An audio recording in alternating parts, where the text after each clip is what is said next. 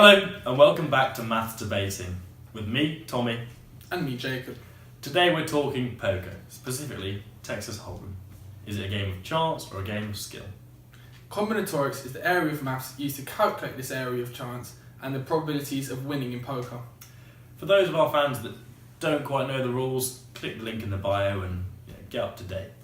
Because today we're going to be looking at a poker professional, Niall from the University of Birmingham, playing against a poker amateur, Peter from Birmingham City University. And here we go. Here's Niall. He's been dealt ace of hearts and ace of diamonds. Yeah. Well, Niall's raised and Peter's called. So now we move on to the flop. Ace of clubs, 7 of diamonds and 5 of diamonds. So there's a bit of everything in there really. It's good for Niall, but could be not great for Peter. The underdog kid come up here. Yeah, we'll see. Well, let's take a look at that, right? Yeah. Right. Let's go to Maximilius with some stats, maths, and combinatorics on that. So, in the given scenario, there are only a limited number of ways for which player 1 can win this hand. They can get 4 of a kind, they can get a flush, or they can get a straight. For them to get 4 of a kind, there is only one possibility, and that is if they get running 5s. Another way which player 1 can win the hand is if they make a flush. Notice on the screen the number of clubs which are still left in the deck. There are 10 clubs still left in the deck, since the ace of clubs, 5 of clubs and 6 of clubs have been used earlier. However, we must remove the 7 of clubs from our set, which will make the flush, since if the 7 of clubs were to hit the turn or river, they would give player 2 a full house, outdrawing us. So therefore, there are 9 clubs left in the deck, and 9 choose 2 possible ways for us to make a flush. Now let's go over the number of ways player 1 can make a straight.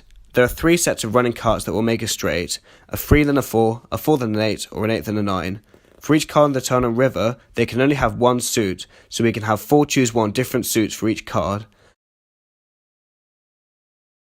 Now by the product rule, one set of running cards which will make a straight has 4 choose 1 times 4 choose 1 equals 16 different combinations of suits. However, we need to reduce this number by 2, giving us 14, since if we get 2 diamonds on the turn and river, player 2 will make a flush, therefore beating player 1, and if we get 2 clubs, we will make a flush, which we've already covered in our example above for the flush.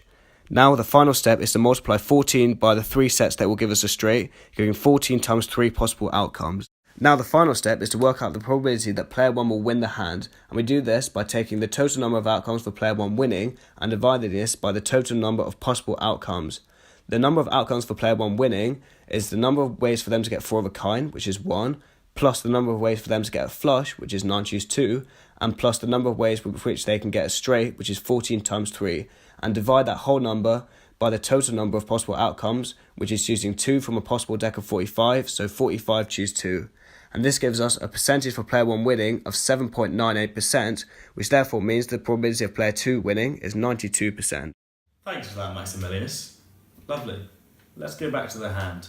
So we've had the flop and it's increased Niall's odds. He's got 3 aces. He's looking pretty happy. Now let's see about the turn. We have the 9 of clubs. Okay. Well, let's take a look at those odds. Let's see how that changes things. So now the 9 of clubs is peeled off on the turn, and this changes everything. So now that player 1 can get either a flush or a straight to win. He cannot get 4 of a kind anymore. And the outs are listed on the screen for player 1. He can hit, except on for the flush, he cannot hit the 7 of clubs for the same reason we said before. So we need to take that out. And for the straight, we include the 8 of clubs here, and we also cannot have that because we've already included the 8 of clubs here, so we take that out as well. So therefore, this becomes an 8, and this becomes a 3. So the total number of outs which player 1 has is simply 8 plus 3, and we need to divide this by the number of cards left in the deck, which is 1 lower than last time, so it's 44. And this will give us a fairly easy number of 0.25, which will give us 25% chance for player 1 to win the hand. And same principle as before, the probability for player 2 to win is now 75%. So player 1's odds have gone up massively. Thanks for that, Maximilius. Lovely. Okay, so all comes down to the river. Here we go. Let's go over now. And we have... It's an 8 of diamonds. Fair play. Peter's won with a straight. The underdog. He's done it. Wow. He's done it. Wow. Wow. I'm a bit. How has he done this? Niall looks fuming.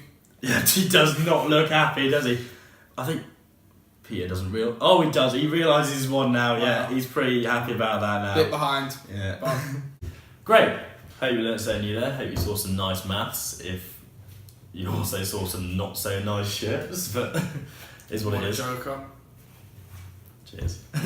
Right, join us next week on Math Debating when we'll be talking about golf balls, how far we're going to hit them, angles, all that kind of thing. It's going to be great. See you soon. Wait, so have we just told our fans that if they have 3 aces and they're out in Las Vegas, they should put their whole £1 million down? Yeah, and then it lost.